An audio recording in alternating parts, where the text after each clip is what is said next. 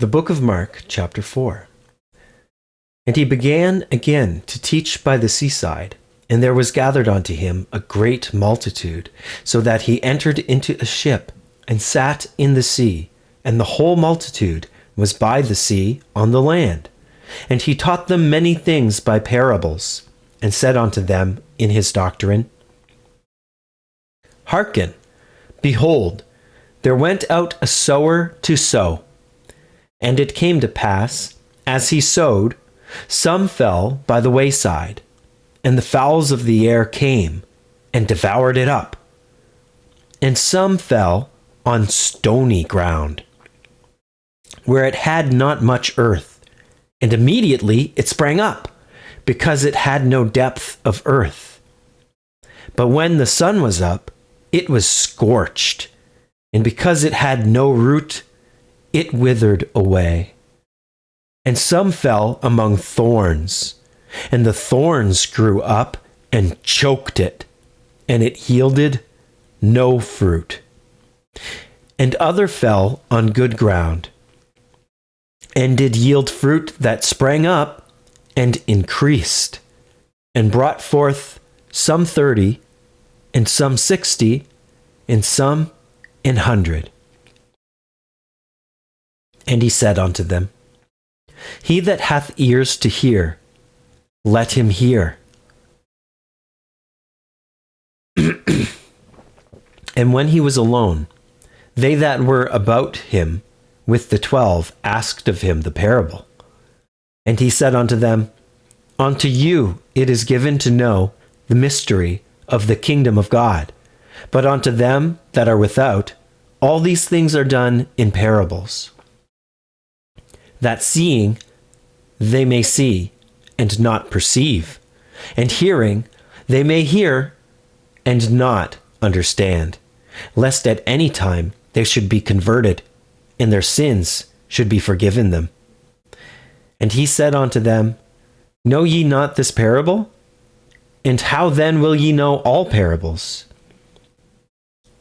The sower soweth the word, and these are they by the wayside, where the word is sown.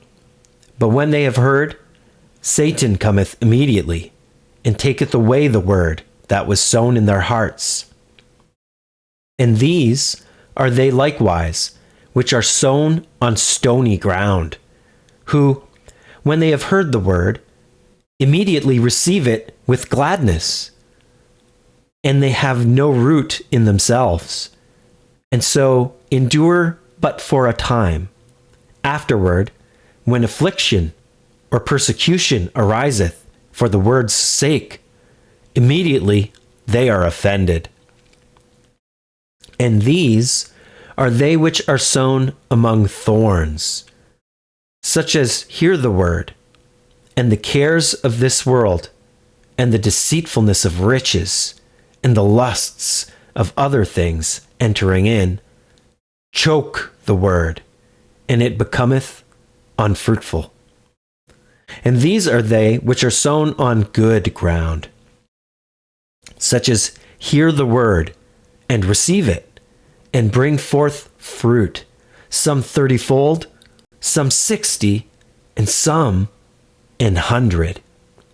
And he said unto them, Is a candle brought to be put under a bushel, or under a bed, and not to be set on a candlestick?